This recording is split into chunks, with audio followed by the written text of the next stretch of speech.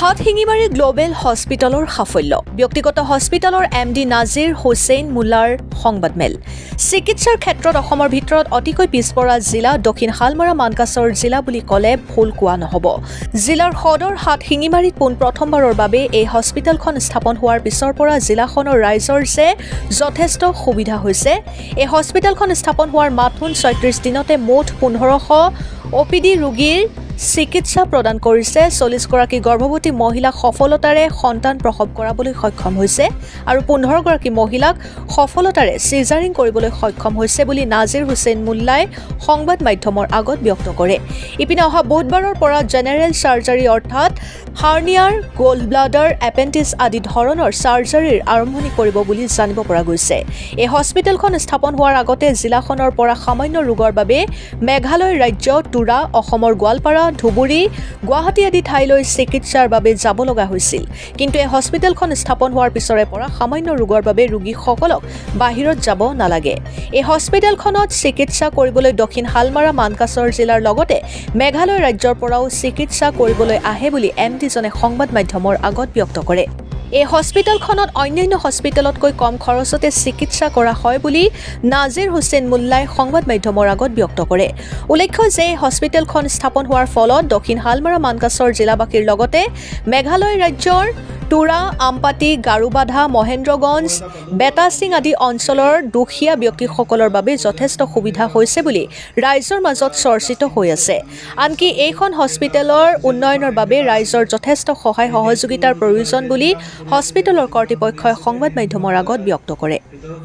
হাটশিঙিমাৰীৰ পৰা আমিৰুল ইছলামৰ ৰিপৰ্ট, অৰুণোদয় আছাম। মই doctor Nazir Hussain Mulla, managing director Hatsingimari global hospital. আপোনালোকে সকলোৱে জানে আমি যোৱা ২৮ তাৰিখত এইখন হস্পিটেল অপেনিং কৰিছিলোঁ ফেব্ৰুৱাৰী মাহত। আমি এটা মাহ ইয়াত আমাৰ এটা মাহ হৈ গ'ল, সম্পূৰ্ণ হ'ল। আজি এক মাহ সম্পূৰ্ণ হৈ ৬ তাৰিখ হ'ল আৰু এই লাষ্ট 36 ডেজত আমি ১৫০০ৰ ওপৰত অপিডি পেচেণ্ট চাইছোঁ, যাত বিভিন্ন বিভাগৰ বাচ্চা, চিৰিয়াছ বাচ্চা লৈ ৰাতি ১২টাত অহাৰ পিছত আমি সেই বাচ্চাক সুস্থ কৰি ঘৰলৈ পঠাই দিবলৈ সক্ষম হৈছোঁ। আৰু অতি আনন্দৰ বিষয় এইটোৱে যে আমি যোৱা ১৪ তাৰিখৰ পৰা চিজাৰিয়ান ডেলিভাৰী ষ্টাৰ্ট কৰিছিলোঁ। তাৰ আগত আমি নৰ্মেল ডেলিভাৰী কৰা নাছিলোঁ, মানে ১৪ তাৰিখৰ পৰা আমি ডেলিভাৰিয়ান যিটো ছেকশ্যন, চি ছেকশ্যন বা ডেলিভাৰী কেছ যিটো আমি সেইটো ষ্টাৰ্ট কৰিছিলোঁ। আৰু ১৪ তাৰিখৰ পৰা আজিলৈকে আমাৰ ডাটাবেছ মতে আমি নিয়াৰ এবাউট 40 ডেলিভাৰী সম্পূৰ্ণ কৰিছোঁ। লগতে আমি 15+ এনেকুৱা আমাৰ চি ছেকশ্যন হৈছে, চিজাৰিয়ান হৈছে, য'ত আমি বহুত ক্ৰিটিকেল পেচেণ্টক হেণ্ডেল কৰিব লগা হৈছে, য'ত আমাৰ হাই প্ৰেছাৰ লৈ আহিছে। বিভিন্ন হস্পিটেলত আমাৰ ঘূৰা পকা হোৱাৰ পিছত আমাৰ ইয়ালৈ বা বাহিৰলৈ ৰেফাৰ কৰাৰ পিছত আমি ইয়াত সেই কেছটোৱে ছাকচেছফুলি আমি কমপ্লিট কৰি ইয়াৰ পৰা মা আৰু সন্তান দুয়োজনে বহুত সুস্থভাৱে ঘৰত যাবলৈ সক্ষম হৈছে। এইটো আমাৰ জিলাখনৰ কাৰণে, আমাৰ জিলাখনৰ ৰাইজৰ কাৰণে, বিশেষকৈ আমাৰ মা ভণ্টিৰ কাৰণে বহুত এটা ডাঙৰ মানে এটা চলিউশ্যন বুলি, এটা সমাধান বুলি মই ক'ব পাৰোঁ। আৰু আপোনালোকৰ আশীৰ্বাদত আমি অহা বুধবাৰে আমি ফাইনেল এটা নিয়ত কৰিছোঁ, ফাইনেল এটা আশা কৰিছোঁ। আমি চব ঠিকে ঠাকে থাকিলে অহা বুধবাৰৰ পৰা আমি general surgery, it means hernia, gold bladder stone, চিষ্ট, appendix, এনেকুৱা ধৰণৰ যিখিনি নৰ্মেল চাৰ্জাৰী হয় সেই চাৰ্জাৰীখিনি আমাৰ কিন্তু অহা বুধবাৰৰ পৰা, আজি ৰবিবাৰ, দেওবাৰ, বুধবাৰৰ পৰা সেইটো ষ্টাৰ্ট হ'ব। আৰু অপিডি ছেকশ্যনত আমাৰ যিটো বিনীতা মেমৰ যিটো গোটেই অঞ্চলত এটা ভাল ফিডবেক পাই আছোঁ। বিভিন্ন অসুস্থ ৰোগী ইয়াত আহি সুস্থ হৈ ঘৰত উভতি গৈ আছে।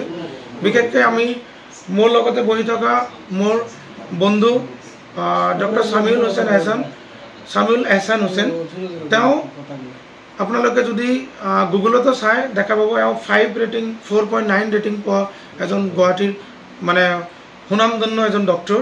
তাক আমি বহুত ৰিকুৱেষ্ট কৰি ইয়ালৈ আনিছোঁ। আমাৰ বাচ্চাবিলাকৰ যেনেকৈ আমাৰ গৰ্ভৱতী মহিলাৰ যিটো এটা ডাঙৰ প্ৰব্লেম, ছেইম প্ৰব্লেম আমি সৰু সৰু বাচ্চা গোৱালপাৰাৰ পৰা ডেলিভাৰী কৰি লৈ অহাৰ পিছত বা তুৰাৰ পৰা অহাৰ পিছত 8 দিন পিছত, 7 দিন পিছত যেতিয়া ডক্টৰ দেখাবলৈ যাবলগীয়া হয় আকৌ গোৱালপাৰা বা অন্যান্য জেগাত, সেইটো এটা বহুত ইছ্যু, বহুত ডাঙৰ এটা ইছ্যু। সেই ইছ্যুটোৰ কিন্তু সমাধান আমি কৰিবলৈ সক্ষম হৈছোঁ।